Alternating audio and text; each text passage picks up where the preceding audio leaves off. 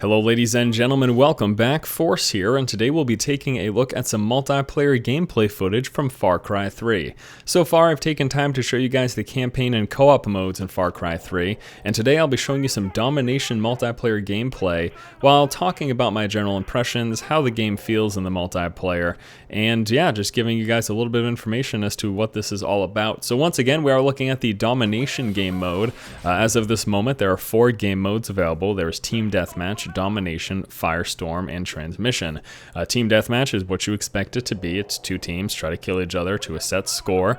And then there's also Domination, which is what you're seeing here, trying to control various waypoints. Beyond that, there's Firestorm and Transmission. Firestorm is a mode where you have to set fire to your opponent's, I think there's 2 bases. You've got to set fire to them and then race for control of a point to win the match. And then Transmission is sort of like this mode where you have to control these little radio points, and you get points for controlling them and holding them to a set point. So pretty interesting. I think the Firestorm and Transmission game modes are going to be really fun. I haven't had an opportunity to play either of them because this is a pre-release version of the game here in the States. The release is until December the 4th, which is tomorrow from the point of this recording. And so there aren't a lot of people playing, and pretty much every single game that I've played has actually been domination. I haven't even played a Team Deathmatch game, and I've played a reasonable amount of games, but they've all been this domination mode. So I'm not sure if that's just because of the version or because this is all people are playing right now. But regardless, I'm interested in taking a look at the Firestorm and Transmission modes. Now with that said, when it comes to the multiplayer in this game, I just want to come out and say it's very familiar. If you're familiar with a modern day shooter, a la Call of Duty, Battlefield, just the general type of gameplay, it works along those lines. And what do I mean by that? Well, they have this battle cry system, which is something new and sort of interesting, although I'm sure something like this has been in other games. It's just eluding me at the point, but eluding me at this moment. But there's a level system, and there's progression with that. So as you level up in this game, you level by getting kills and doing objectives. As you level up, you unlock weapons and attachments and then perks. And then there's also kill streak bonuses. You'll notice at the mini-map in the lower left-hand corner of the screen, left-hand side yellow bar is my health, right-hand side, those are the kill streak bonuses.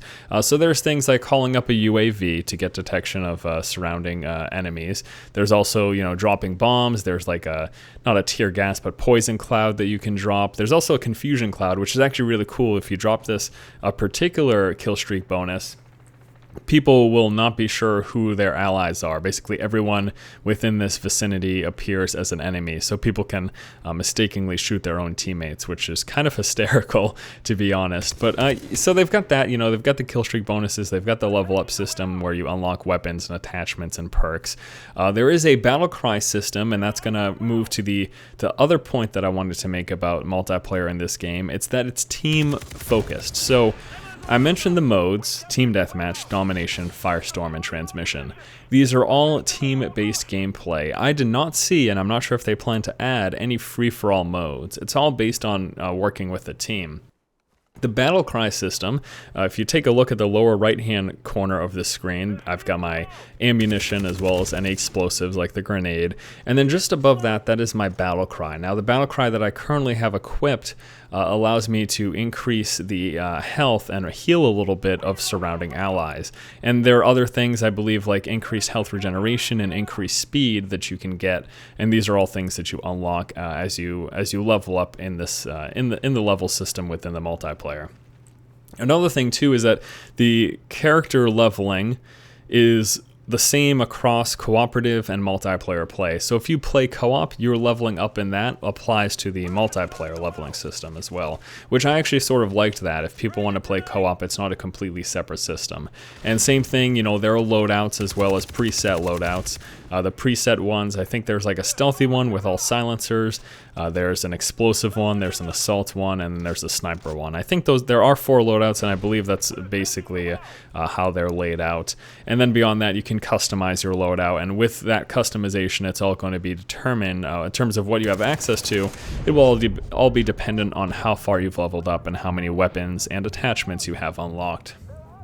But yes, the multiplayer, very familiar for anyone who plays modern day shooters. Very, very similar. I like the team-based play. There is also a revival system, although I don't believe any reviving is taking place in this game. It's really dangerous. It happens pretty quick, so if you can find a safe spot to revive an ally, you can get them up very quickly.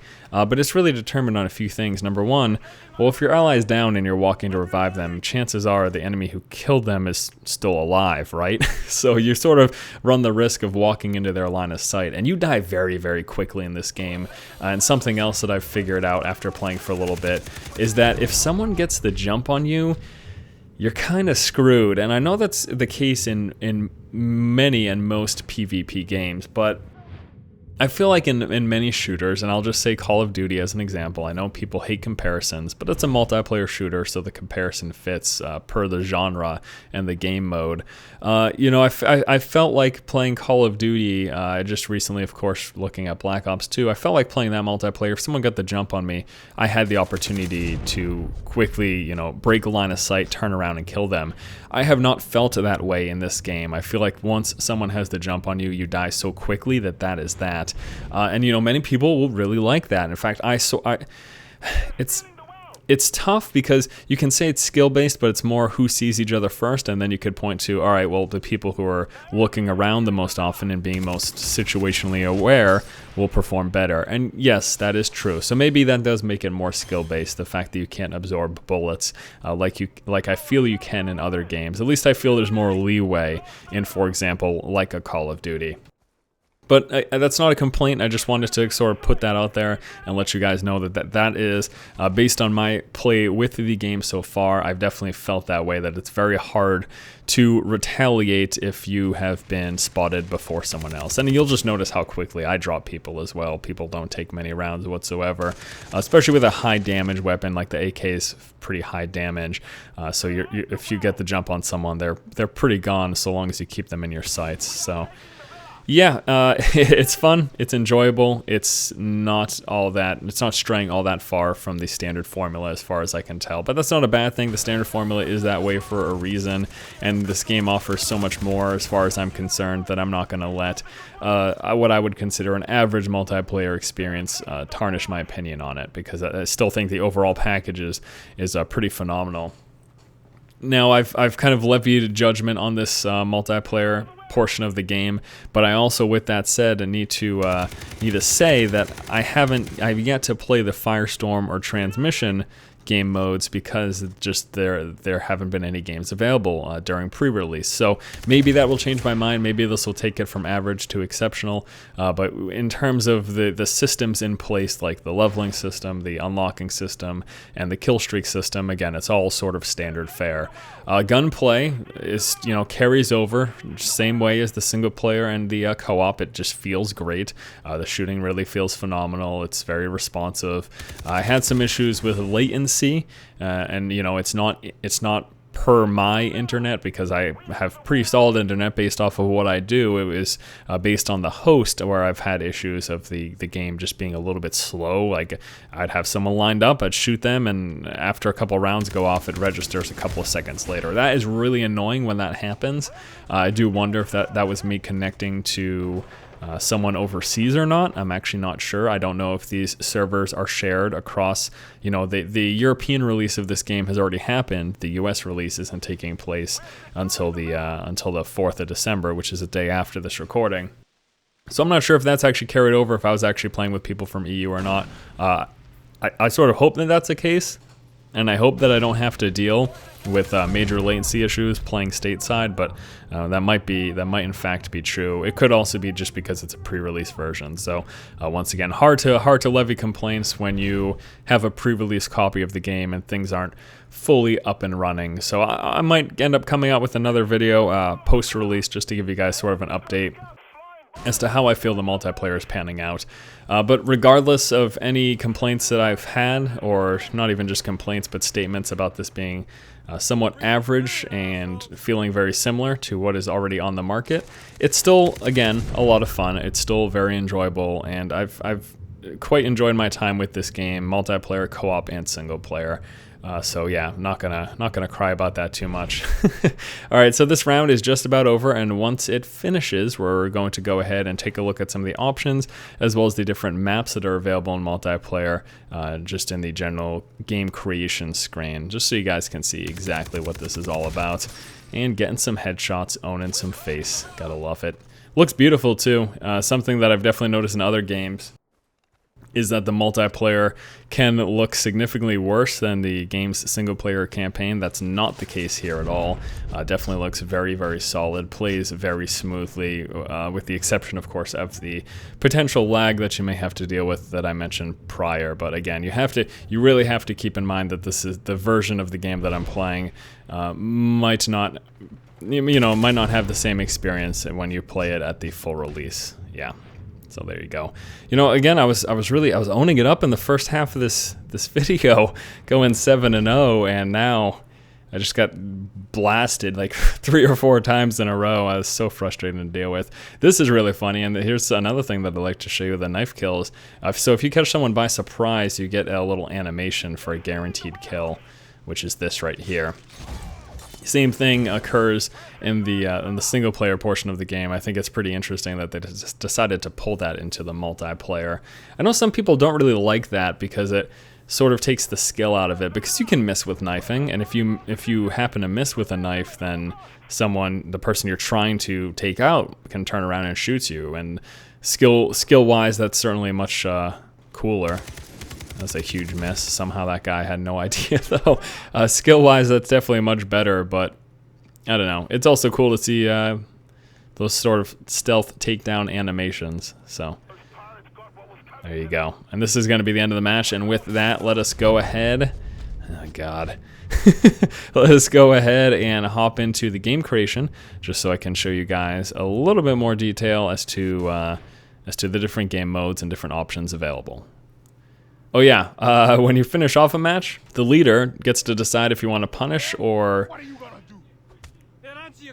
set free the guy, and I decided I'm feeling kind of mean today, so we'll punch him in the face. It's so bad. Alright guys, let's take a look at the different game modes. Alright, so here we are on the custom match screen here for Far Cry 3's multiplayer. I just wanted to show you the different maps and game modes available, as well as some of the settings that you can do here for making your own game. Starting off with map selection, we don't really get a preview of these maps, but there are 10 available, so there's a fair variety, and they range from sort of more open areas and filled with more traversing and stuff like that, to tight close quarters matches, which is sort of like the one that we just took a look at, which was on Fishing Village, I believe. Then there was also game settings. This is going to determine what type of game you want to play, so you can choose between the 4 game modes: Firestorm, Domination, Team Deathmatch, and Transmission. You can also choose to make it private, friendly fire, set the match time, and the maximum number of players, which goes up to 18, so that's going to be 9 per team as a potential cap there, and then you can set the minimum players to start the match as well. Beyond settings, there is also an advanced option. This is where you can actually do some pretty interesting things here. Within advanced, you can choose things like the respawn time, health per player, default low or insta-kill or high. You can set whether or not you want kill cams to show up, mini-map showing enemies, team supports, whether and how many tiers you can have access to. Whether or not you want unlimited sprinting, which will change the gameplay quite heavily. In fact, all of these things can really vastly change the way the multiplayer plays, which, with everything that I said within the game in mind, you can say, well, geez, look at all of these options. You can change it so that people take longer to die. You can change this so that people get insta-killed, so it's much more sort of like a competitive CS type of gameplay, or if you want to turn the revive system off entirely, you can do that as well. You can also decide health regeneration, whether it's on or off, cling on to lifetime, so when you're down in the game, if you spam E, you can stay alive longer, or you can just let it go and you'll die quicker. Well, you can decide how long you want that process to be. Minimap only on with scouts, you turn that on and off. You can decide whether or not you want crosshairs, weapon ammo. I mean, look at that, there's just so many options. Headshots only, tagging. I mean, there are really a lot of options here that can drastically change the way the multiplayer plays. So I think that this is certainly a big positive to the multiplayer of this game, is that you can customize it to make for a vastly different gameplay. Now I also want to show you how the customization works here. We've got your profile as well as the loadouts. Now within the profile, it's going to show how far you've leveled up. It also lets you select things like team support out of the 3 tiers. So there's scouts there for the first tier. I've got poison gas for the second tier, and I've chosen the propane dive as opposed to the barrel bombs. And you can see there's other ones available at the higher levels as you make your way through the game. Smoke blast and sight gas, that's the one that turns friends to foes. There's also decoy scouts here. I suppose this is sort of like a scrambler, right? Yeah, that's basically what that is. And then there's also selecting a final move, so you can choose the type of final move you want. If you're, you know, as you saw at the end of the last match, I decided to, what did I do? I punched him. The triple punch, I think that's what I had selected. But you can choose the type of finisher that you do, whether or not you decide to be merciful or not. You get to select those here in that option. Also within the profile, there's things like challenges here. Shows the leaderboards, statistics, awards that you've unlocked, basically achievements, and then the different weapon mods that you have access to for each of the weapons in the game. Then the loadouts. Now there are the pre-made loadouts, which you can't see here, but then this is where you get to take a look at the custom loadout. So if I go to create a new loadout, I'm going to be able to choose from all these options: primary, secondary, equipment, skills, and battle cry. I'll quickly show you. We've got different assault rifles, SMGs, LMGs, sniper rifles, and shotguns. Personally, I typically go with the assault rifle for the starter weapon. Right now, I've been playing heavily with the AK-47. You could also go right there into the F1. And actually, you can see I've got level 5 there for the STG. So these weapons will level up and become more and more effective as you play with them. And I think there was another, is there another one that I've spent some time with? Apparently not. I guess I've been playing pretty heavily with the STG-90 AK. I've been playing with that. I don't know why I don't have any XP. I'm not going to question it though, whatever. And then we've got, obviously, as you can see, as you level up, access to more and more of these different weapon types. For all of these here. So again, pretty standard leveling system when it comes to that. Besides the primary weapon, the secondary weapon here, you can choose between pistols as well as heavy weapons like an RPG flamethrower, or look at that, GL94. And then, ooh, I actually am really excited. I want to go for the bow eventually for one of these. It's going to be nice to walk around with a multiplayer. The Predator bow at level 75. Also things like, what is this, Type 10? I don't even know what this is. It looks like a giant flare gun. Yeah, it is a flare gun, isn't it? Huh, that's interesting. I wonder if it does do damage. Okay, that's cool. You can choose the equipment type. This is going to be things like grenades, explosives, and body. So if you want to put body armor. Currently I've got that grenade. You can also choose a Molotov, other things here. A large grenade pouch, a large Molotov pouch, so carry more of those. Proximity mine or C4, I have decided not. I might actually. No, I like the grenades as opposed to that. And then there's also different body armor, flak vest, and then you can go even more heavy body armor, explosives, bandoiler, and then the skills here. So these are, I suppose you call them perks here. You get things like faster reload, snap shoot, and quick draw, fast aim. Speed burst is what I have. You can also choose Sixth Sense to let you know when people have spotted you. Soundproof, making you more quiet. And then there's Bloodlust and Rock Solid for other options. And then also supportive skills. Loudmouth increases the radius of your battle cries. Now were I to do that, it looks like I do have that selected over Speed Burst. Oh no, Speed Burst would replace the weapon skill. I wonder if there's a way to, yeah, switch slot there. There we go. So I would shoot, damn it, I want to switch slot. There we go. Okay. Switch slot, replace. Can I do that? There we go. So I've got the speed burst. I don't really care to have the supportive skill. So I got the speed burst there and all that as well.